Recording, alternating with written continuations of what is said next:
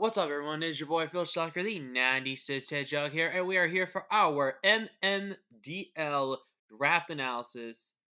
No, MDDL draft analysis. My bad. But we are here. This is a league that is run by Daria, or as some people may have called her, Miss Straziode.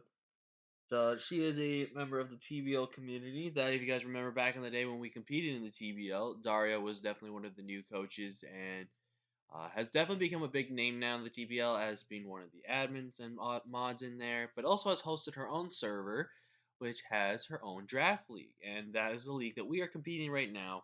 And it was very grateful to be a part of Daria's league. Thank you, Daria, so much for inviting and having us over for this season. Do appreciate this. There's a lot of top names that are competing this season. So much so that I think Daria had to now bring like two divisions in order to fit everyone into the league, which is pretty crazy, but it's awesome. Like we've got people like Daria, of course. We've got Yahoodles, my boy. We have Goldoa, which is awesome. I get another shot at Goldoa. We have some other big names on here, but one of the biggest names we actually have in this league is going to be Vepsis. Vepsis is in this league as well, so and I get a chance to face Vepsis this season because we're in the same division, which is awesome. I've been really looking forward to a rematch against Vepsis. I mean, I'm looking forward to playing everyone this season, but if I had to pick one match I'm going to be very hyped for this season, it's going to be against Vepsis. So, but with that being said, I already gotten fanboying out about Vepsis because I do think he's like one of the, if not the best battlers out there. So it's just like I want to test myself against the very best, even if I get 6 0'd. I want to just test myself, you know? I always want to get better and see if I can hang with the best. But with that being said, let's go ahead and just talk about this draft. So this draft, I believe I was the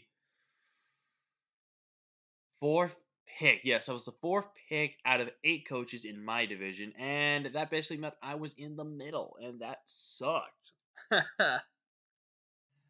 um, I really, oh, excuse me. I really did not know what I was gonna grab. I was just gonna go with the wing, go with the flow like I usually do, just try to grab what was best left on the board. I made a couple of mistakes in my drafting plan without realizing it, but it is too late now. I'm not gonna really take it back, and plus there's not really anything good left on the board, to be honest with you. So with that being said, let's go ahead and get into this draft analysis. Now there were two different types of tier format you can draft here. There was the Z tier, which had, I believe, about like pretty much most of the Broken Paradox Pokemon. Obviously Chimpao, Fluttermane, and stuff like that. You know, there wasn't like a ton of them, but I mean, yeah, I think Dragapult was in it too. I think, but basically, if you drop the Z tier Mon, you do not get access to an S tier Mon.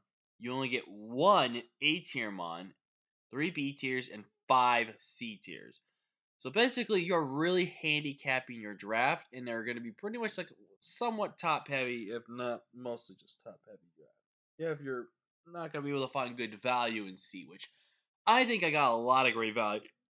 Excuse me, a lot of great value in C, and kind of a steal to get some of them as well. However, you could also draft doing the format of getting one S tier, 2 A tiers.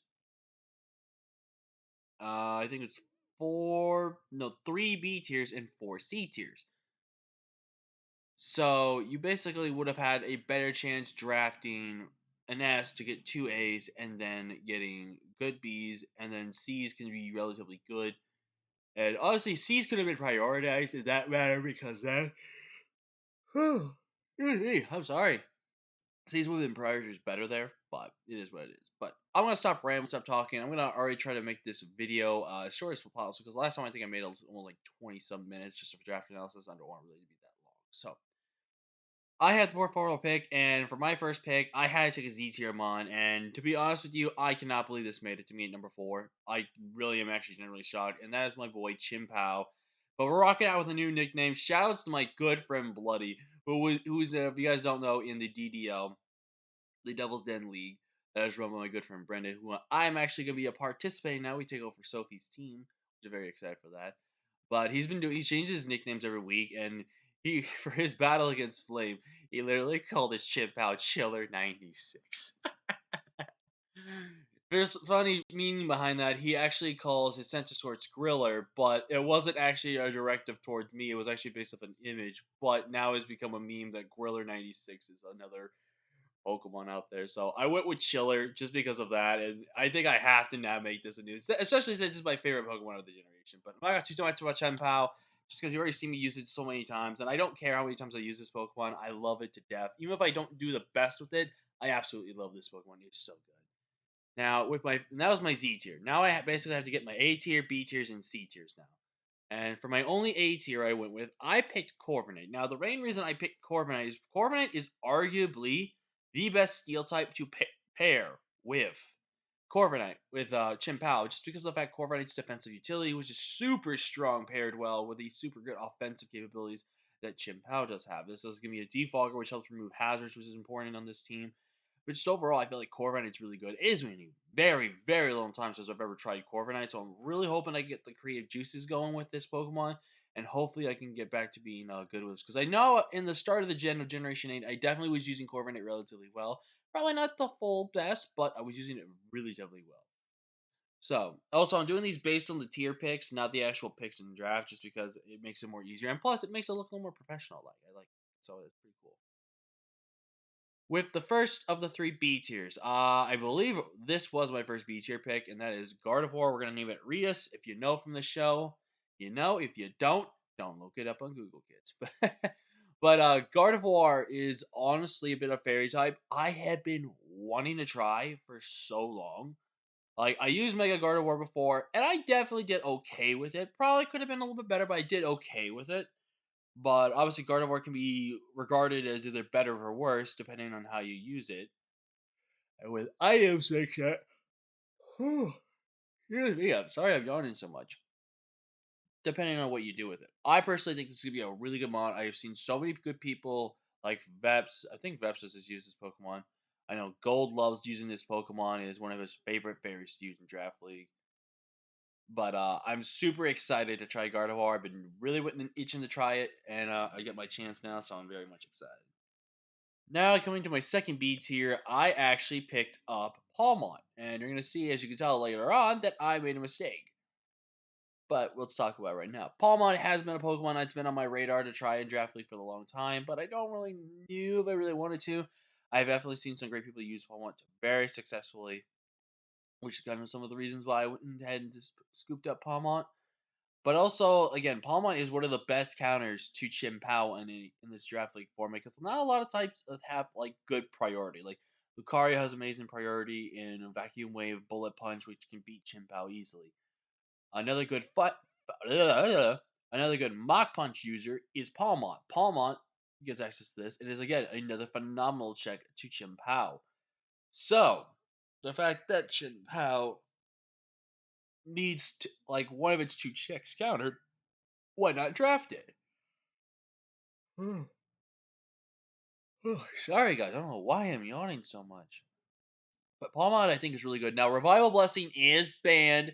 But personally, for me, I feel like I would never really bring Revival Blessing unless I was 100% certain of it. Because that's the one thing if Revival Blessing was ever allowed. You gotta waste a move slot for that. When there's so much more that a Pokemon can do for what it has. So, I'm super excited to try Palmont. I am very interested to see how well it's going to do. Is the Volt Absorb, which is really good. One of the things that's really cool is that it's a fighting type that won't care if it gets status because it can get rid of that status by going from Natural Cure. And also Iron Fist, which boosts up its fighting type, its punch moves, but with also the Punching Glove, which kind of gives it almost like kind of like an expert belt kind of damage, but well added to your fighting type attacks with all your punch attacks and stuff like that. So that's really, really cool. I'm really excited to try Palmont. It's going to be a really interesting mon this season. Now, the last B tier mon we got, and was one of my last two picks, and I was actually kind of surprised this stayed on the board as long as it did. That is Gastro. Gastrodon is back, baby. Last time we used Gastrodon, we won a championship with this thing. And of course, we won it with using the best Gastro form, so it's like only mandatory to bring it back again. Fight me. I'm just kidding. But Gastrodon is really cool. It got so much better and became the definitive bulky water type, and probably became arguably the best water ground type in Draft League because of the fact that it got access to spikes and it finally got access to Stealth Rock. This Pokemon has been missing hazards on its moveset for the longest time. It is one of the strongest defensive Pokemon out there. Not super strong, but strong enough to the point where it can 1v1 a lot of things out here.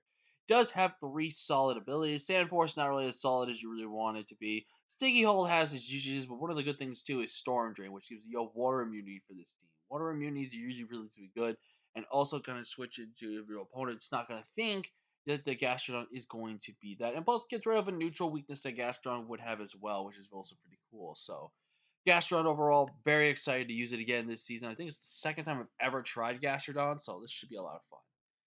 Now let's talk about the elephant in the room, and that's why do I have two electric types? I kid you not. Before I picked Palmont, I picked Jolteon, and then as soon as it got back to me, I picked Palmont. I don't know why I did that. But I did, and I got sniped of a Pokemon because of that. And well, in the end, someone did tell me that I would have lost Palmon, which honestly I would have been fine with. I could have got myself a better fighting type from B tier because there were still things like Hariyama, and I definitely, after even seeing how MLG's been going, definitely would have scooped up that boy. But made the mistake there and actually got sniped of Pyroar, which was going to be my main fire type I wanted, and actually would have been a decent enough Terra Captain as well, which we'll talk about at the end of the draft. But Jolteon, I have not used my boy in literally months, if not years, of ever trying to draft. Like the last time I think I tried him was ICPL when we were doing, I think, like 3 or 4 Pokemon best of 3 series because of the 20-minute timer, the regular timer. So I think the last time I used Jolteon was there. And we really did okay with Jolteon. It wasn't like the world's greatest, but it definitely did its job. And since then, I've never used Jolteon, and I haven't really used Jolteon a lot in Draft League, but I think I'm going to do my best to try to because Terra is such a great thing. I don't care what people say. Don't ban Terra. Terra's just lame. If you're banning Terra, is just lame. But Jolteon, I can be like ice, grass, flying, the works, man. I can even go electric if I want super strong electric stab attacks.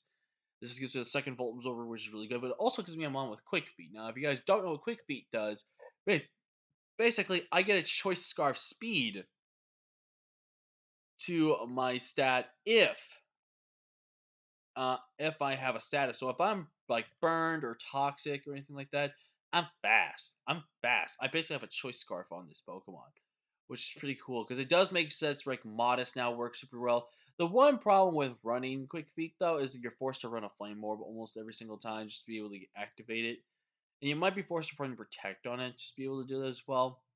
And again, it's also going to bring the chip damage onto you as well. So overall, though, Jolteon is probably not going to run it as much unless I see a really good opportunity to do so. But Jolteon, I'm so excited to use my son, my boy Froshock. He's here, he's ready, and he's ready to do some damage. And he had to be the first C tier I'd pick up because obviously, if I didn't, everyone else would have taken it. And he is one of my Terra Captains. We were given 50 points for Terra Captains. C's being 20, B's being, I think, 30, and then A's being 40 or just the max 50. So very excited to have my boy, and he's easily going to be one of my Terra Captains. And speaking of Terra Captains, we're going with our second Terra Captain in my Dreadnought, and we're naming it after Brendan because Brendan's favorite Pokemon is Chudo, which in some terms, even though he probably doesn't want to admit that, that theoretically means his favorite Pokemon is Dreadnought. So I figured I'd name it after my boy's favorite Pokemon. But Dreadnought is a very strong Pokemon, and it got even stronger this generation with one little move, and that's Shell Smash, baby. Shell Smash Dreadnought in Tier C was an absolute steal, in my opinion. With Shell Smash, this should have been at least B. 100% in B, in my opinion, because this Pokemon is so broken with Shell Smash. The combination of Water Rock and having such a vast move pool between now ground coverage, ice coverage, poison coverage, steals coverage because it does even learn Smart Strike, and then having Terra Blast being your own custom move, which is pretty good. Having dark coverage as well is super strong. This Pokemon just hits insanely hard. And also being a stealth rocker, which we really need on this team as well, is a really big thing as well. Jaw lock, strong jaw is pretty good as well, even though it really only benefits off of kind of just the fang moves if you run those. But also shell armor is pretty good, especially on a bond that cannot be critted. Oh baby, this Pokemon is just so good at ignoring that. So I'm very much excited to see how Dreadnought works. I actually wonder that gets if crit moves that always crit get canceled. I don't know. But I'm super excited. And plus, we having a Terra type on this Pokemon, I lose a quad weakness and can replace with a weakness that can be countered easily. This is just this awesome Pokemon that I use. So basically, these two are going to be really used as offensive Terras, never ever chance of defensive setup or anything like that. But I'm super excited for this. I'm very excited to try Dreadnought here, and hopefully we do well with it. Now, at this point in time, I really needed a ground type. I really needed a ground switch in right now. Actually, I don't even have a ground type on this team. I don't think. Yeah. Oh no, I do. All right, that was one of the things I was talking about. So, but I really needed a ground switch in. I also didn't have a grass type. I also didn't have a grunt dragon, and everything I wanted was gone. So I stuck with, as Vepsis would say, the pie. And the pie is it's okay. I mean, it's not the worst thing I could put on my team, but it's definitely not the greatest. But when they have an apple outside a guaranteed speed F drop move, you kind of force pivots and stuff like that.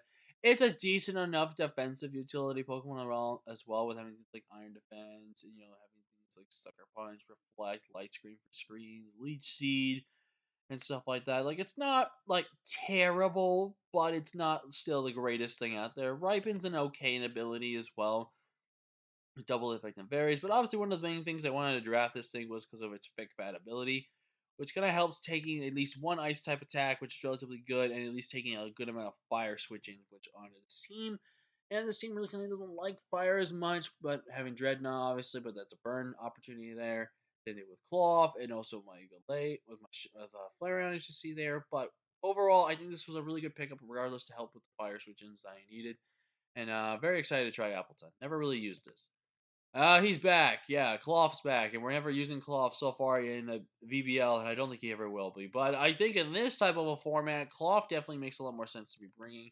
Cloth's got a lot going for him. He's got Stealth Rocks, which is really important as well. But he does have a cool ability in Anger Shell, which is like a mini Shell Smash, which is pretty cool. But it also has some pretty decent abilities. It has Shell Armor, which is really good at defensive Pokemon that kind of runs due defensive ability, and Regenerator, which is not too bad. It's almost like a mini Tangrowth, essentially, with having, phenomenal defense, but like weak Spadef, but with better speed now, which is relatively good as well. So, overall, I do think my boy Hermit here can be better in this team than it is on my other team. But we're going to see a wing there. And last but not least, I really needed a fire type, and I figured go with a fire type that is actually relatively decent and is at least kind of like a little bit bulky for what I wanted. And that's where we get Flareon. We're naming it Shadow because if you guys don't know, my friend slash my dimensional father, Shadow Glade, his favorite evolution is Flareon. He doesn't go into reasons why, and I don't even understand why he likes Flareon that much. But I figured I'd name him Shadow regardless because it's his favorite. But I really think Flareon's really cool. Now, one cool thing that Flareon got this generation was actually Trailblaze. Now, normally you have to rely on Flame Charge all the time for speed boost, but now Trailblaze is really cool. Yes, having a Fire Flame Charge is stab, but with having Trailblaze, it checks the water switches as well. And once I get that Guts boost, Trailblaze then can go from doing a decent chunk into a potential roll to kill, if not facade rolls to kill, which is relatively strong, which is really good as well. So I'm very excited to try Flareon again. It's been a very long time since I've used it, but it's gonna be interesting. So yeah, that's the team, guys. Let me know in the comment section below how well you think we're gonna do. If we get absolutely shafted this season, I'm gonna be okay with that. There's a lot of talented coaches in this league, so I'm just gonna do my best I can to hopefully just go positive and at least make the playoffs. But yeah, with that being said, though, thank you all so much for watching. Like, comment, share, subscribe, and I'll see you guys next time. Peace.